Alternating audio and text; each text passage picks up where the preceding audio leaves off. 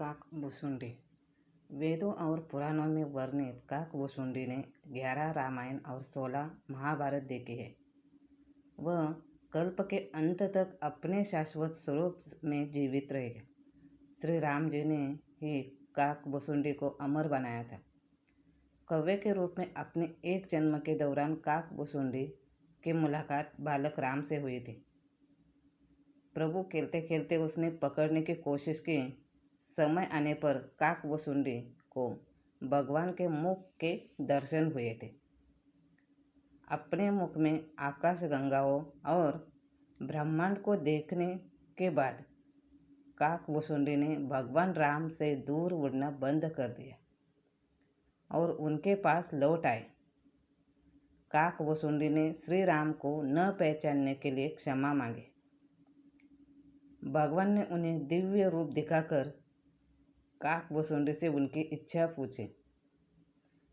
काकभुसुंडी ने कहा कि वह भगवान राम के प्रति अपनी भक्ति हमेशा हमेशा के लिए अदा करना चाहते हैं।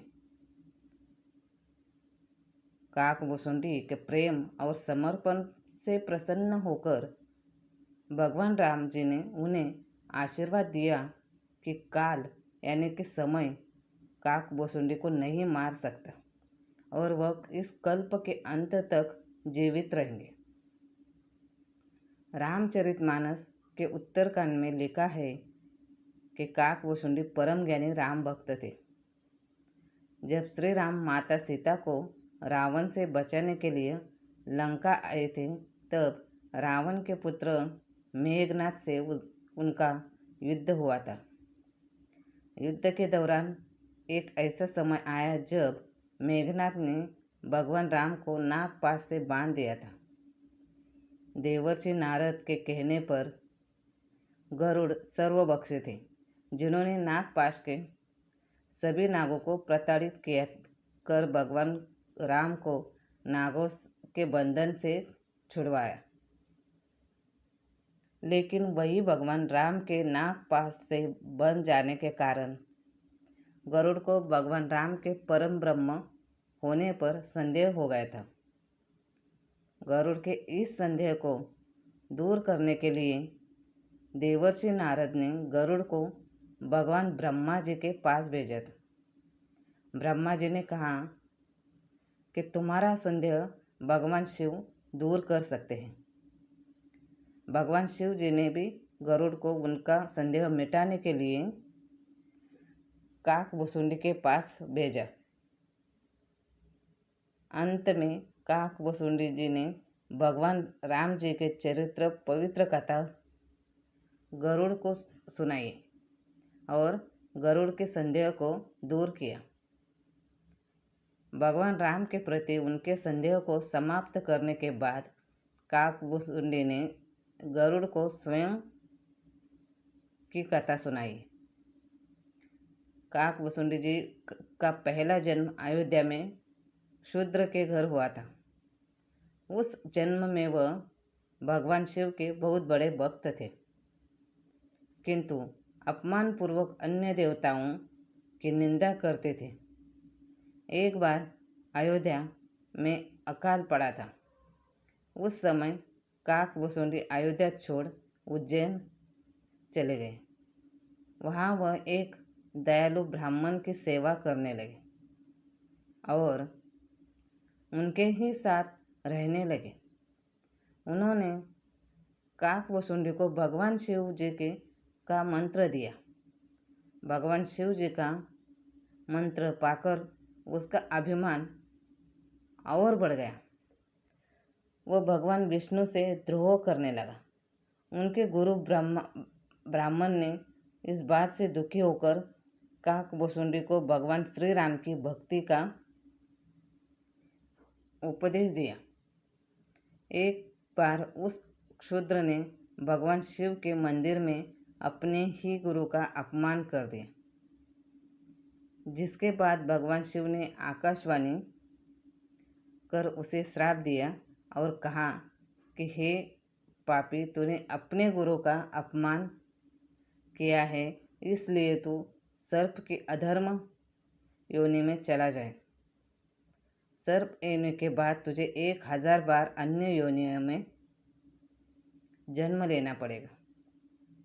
गुरु दयालु थे, इसलिए भगवान शिव ने अपने शिष्य के लिए क्षमा प्रार्थना की। गुरु द्वारा क्षमा याचना करने पर भगवान शिव ने कहा कि हे ब्राह्मण, मेरा श्राप व्यर्थ नहीं जाएगा। इस क्षुद्र को 1000 बार जन्म अवश्य ही लेना पड़ेगा, किंतु जन्म में और मरने पर जो दुख होता है वो इसे नहीं होगा और ज्ञान भी नहीं मिटेगा। इसे अपने प्रत्येक जन्म का स्मरण बना रहेगा। जगत में इससे कुछ भी दुर्लभ नहीं होगा। मेरी कृपा से इसे श्री राम के चरणों के प्रति भक्ति भी प्राप्त होगी। इसके बाद उस क्षुद्र ने विंध्याचल में जाकर सर्प योनि प्राप्त की।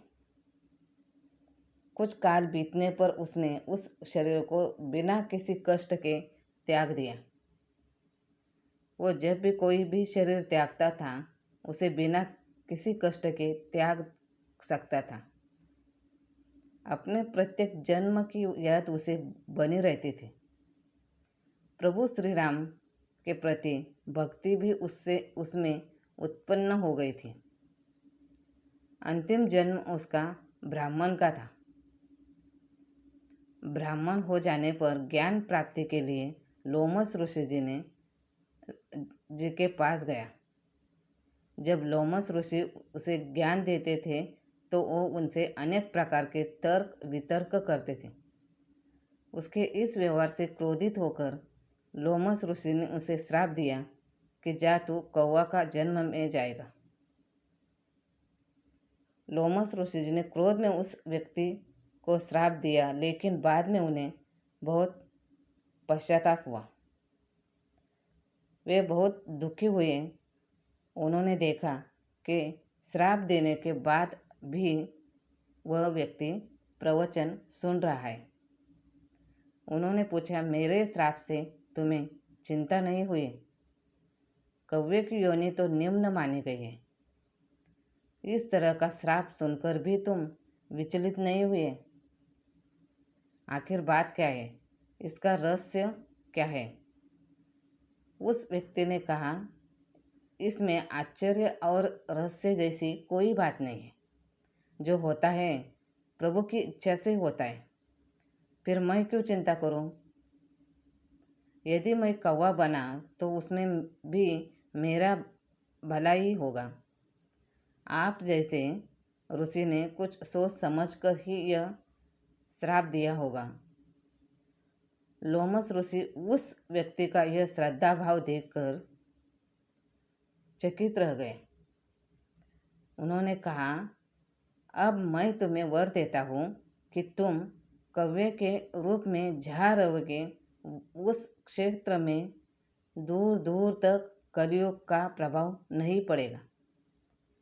तुम भक्त पक्षी के रूप में अमरता प्राप्त करोगे।